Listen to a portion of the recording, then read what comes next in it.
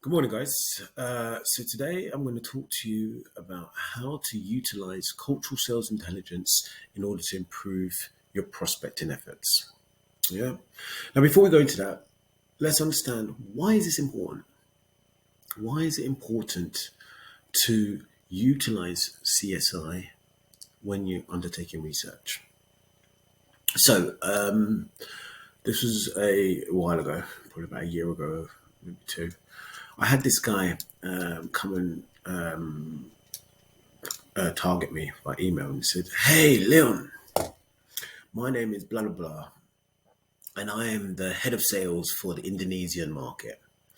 I saw you went on our portal and you looked at this. Now, we have a wealth of data and da-da-da, and I'd like to see if I can give you a demonstration of our tool.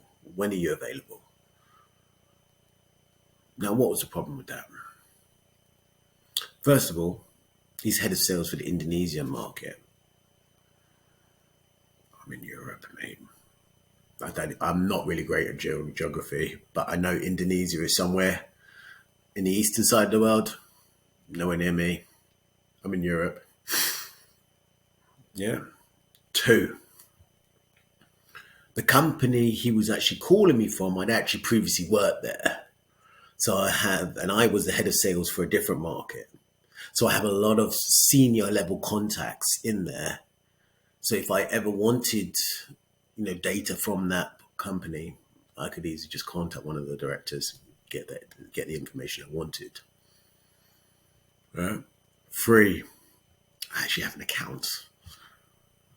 Yeah, it just I think when I went in and did the initial search, I was under a different profile. I was using a different email address. So I did a search, I abandoned it quickly and then re-logged back in under my account. Yeah. So if he'd actually done a search on my name, he would have found my other account. But the point was that email completely shot his credibility. I had no respect for him whatsoever. The email was very well written, very well. He thought he was doing well by, saying, "Okay, I've done this research. I've seen that you looked at this, and we've got this, and we can help you." Yeah, okay, but that's only part of that was only part of the journey. There was a few things in there that he should have identified, and had he just taken that extra couple minutes to do some research, gone on my LinkedIn profile, press more, done experience, he would have seen, I worked at that company. He's probably got an account here. And two, would have definitely equaled four in this instance.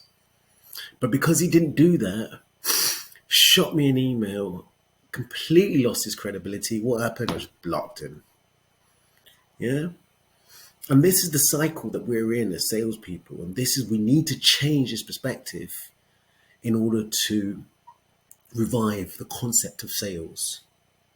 So today I'm going to show you how to effectively utilize cultural sales intelligence to prospect properly. Now, the first stage you're going to do, so when you're prospecting, what you do, you have your total available market, which for most people is the globe. You can target anywhere in the world, but we've got to break it down. It's too big. It's too big. I don't care how good of a salesperson you are. I don't care how much knowledge you are. No one person can target the whole world and be successful. So you've got to break it down. So then the way we break it down, the first step we're going to do, we're looking at our environmental analysis. So this is your political, your economical, your social, and your technological. Yeah. And we're looking at this on a regional level. Yeah. Now, I'm going to use a previous example of a previous company I worked for, just because it's easier. So I was working for a industrial IoT market research company. Yeah, and during that period, I was the sales director, global sales director, and I had to do this analysis. So First of all, what I did, I broke down all the regions of the world. So this is our map of the world. Yeah. Now, when I was looking at my solution, okay, so it's an industrial IoT solution. Which regions are going to be good for me to target? Well, so you got North America. Well, these guys are, very open minded. They are very tech savvy. They're looking for an edge. Good market to target. Brilliant. Southern America. Now the infrastructure is not as great, and then there's currency issues. Bear in mind, I'm from Europe. Yeah, so the solution I was selling was a European solution. We're charging euros, so there's a currency issue here, and an infrastructure issue. So they probably weren't the best to target. We look at Africa now. Africa, we in general we break this down into two. So we've got the Northern Africa and Middle East. Yeah, and these guys are. This is where all the oil is. Yeah, so they are a good market to target. They would be very interested in the solution and services that I'm offering. But there's a warning signs here because this is a very relationship driven culture. Yeah, very relationship driven. Yeah, I'm not Muslim. I'm not Arabic. I don't speak Arabic. It's probably, I'm going to struggle, me personally, I'm going to struggle to get into this region. Yeah, but it is still a very good market to target. Yeah, so they're going to be my tier two companies. Africa in general, sub-Saharan Africa, again, similar to South America, poor infrastructure. There's a currency issue. Probably not going to be the best target. However, there is an anomaly here in South Africa. Yeah. Now we come over to this side. We're looking at let's look. So we look at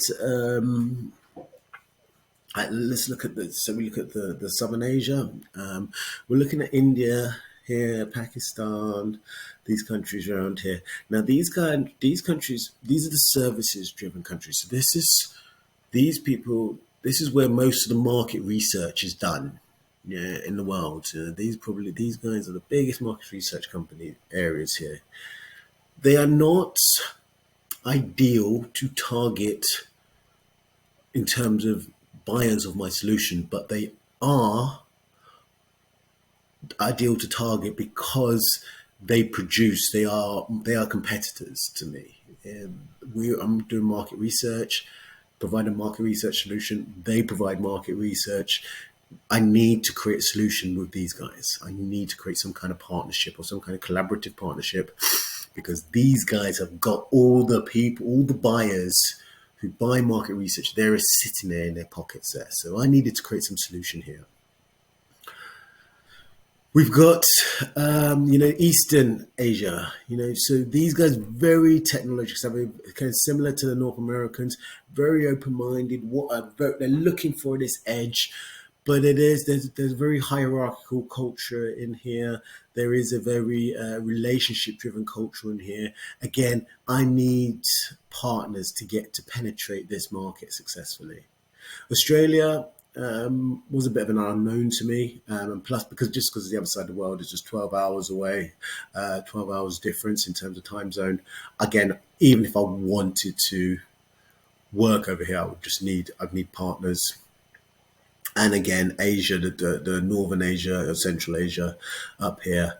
Again, potentially, a bit of an unknown, could produce a lot of fruit, but it's not my culture. It's not. I haven't got a lot of experience navigating around Asia, so again, I would need partners. So, what does that look like after I finish this? What does that look like? This is what it looked like. Yeah. So I got the green here, the green market. So I am European. So that was my prime target market. That's why it's green and it's labeled as a 1. My North America, a green prime target market, something that I was going to do myself. I'm going to build teams here. And that's how that was labeled as two. We've got South America and Africa, which, no goes for me. Yeah. And we've got the Asia here and Middle East. And this is how I broke it down. So this was my partners. This was my partner kind of area where I had to create partnerships. So, but there's different types of partnerships here, So you can see here for the Eastern Asia and Middle East, like I said to you, they were prime markets that were going to be interested in my solution, but because of the relationship nature of their culture, and because of their cultural identity, and other cultural factors, yeah, they I needed reset. I needed not resellers. So I built a team of freelancers.